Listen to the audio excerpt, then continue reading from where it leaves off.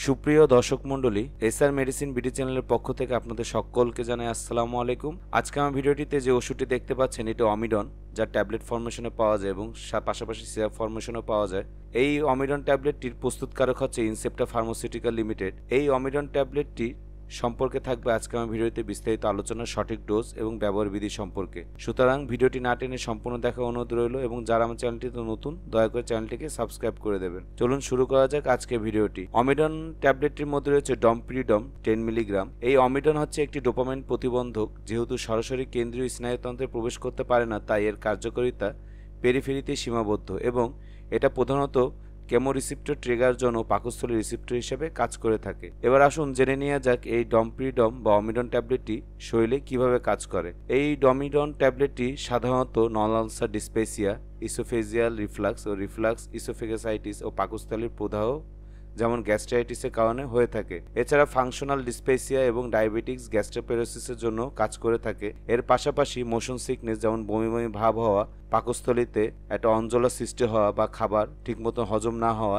এইসব ক্ষেত্রেও অমিডন ট্যাবলেটটি দারুণ কাজ করে থাকে। আসুন এবার জেনে নিয়ে যাক সেবন মাত্রা ও বিধি সম্পর্কে। প্রাপ্তবয়স্ক যারা এই অমিডন 10 মিলিগ্রাম ট্যাবলেটটি সকালে একটি, রাতে একটি এবং দুপুরে একটি খাওয়ার 15 থেকে 20 মিনিট পূর্বে সেবন করতে পারেন, অথবা একজন রেজিস্ট্রিকৃত চিকিৎসকের পরামর্শ নিয়ে এই ট্যাবলেটটি আপনারা সেবন করতে পারেন। এবং শিশুদের ক্ষেত্রে সিরাপ দৈনিক 0 থেকে 2 এবং 0 থেকে 4 মিলিগ্রাম কিংবা শরীর ওজন অনুসারে 4 থেকে 8 ঘন্টা অন্তর অন্তর দেওয়া যেতে পারে। তবে একজন রেজিস্ট্রিকৃত চিকিৎসকের পরামর্শ অনুযায়ী এই অমিডন ট্যাবলেটটি সেবন করানোই উত্তম। এবার আসেন জেনে নেওয়া যাক পার্শ্ব প্রতিক্রিয়া সম্পর্কে। ডমপিরিডম রক্তের প্রোল্যাকটিন মাত্রা বৃদ্ধি করতে পারে, যার ফলে অতি দুগ্ধ নিঃসরণ, স্তনের বৃদ্ধি ও ক্ষতভাব এবং যৌন ইচ্ছা কম হতে পারে।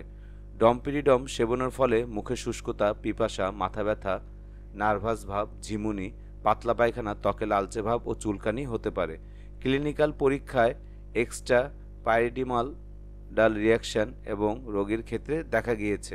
গর্ভাবস্থা এবং স্তনদানকারী মায়েদের জন্য, গর্ভবতী মহিলাদের জন্য এই ওষুধের নিরাপত্তা প্রমাণিত না হওয়ার জন্য নির্দেশিত নয়। জীবের উপর পরীক্ষায় এর কোনো টেরাটোজেনিক ফল দেখা যায়নি। স্তনদানকারী মার জন্য এই ডমপিরিডম ওষুধটি একটি আশীর্বাদ স্বরূপ কাজ করে থাকে। এই ডমপিরিডম ট্যাবলেটটি মাদের, যেসব মারা স্তনদানকারী, তাদের প্রোল্যাকটিন হরমোন বাড়িয়ে বুকে দুধের পরিমাণ বাড়িয়ে দেয়। এবং সতর্কতামূলক এই ওষুধটি আপনার শিশুদের হাতে নাগালের বাইরে রাখবেন এবং এই ওষুধটি 30 ডিগ্রি সেলসিয়াসের নিচে সংরক্ষণ করার চেষ্টা করবেন। এবং এই ভিডিওটি সম্পর্কে কোনো বিস্তারিত মতামত জানতে হলে আমার নিচে কমেন্ট বক্সে জানাতে পারেন, আমি আপনাদের প্রশ্ন উত্তর দেওয়ার চেষ্টা করব। তাহলে ভিডিও আজ এই পর্যন্তই। ভিডিওটি ভালো লাগলে ভিডিওটি লাইক করে দেবেন এবং পাশাপাশি আমার চ্যানেলটিকে সাবস্ক্রাইব করে আমাদের সাথেই থাকবেন।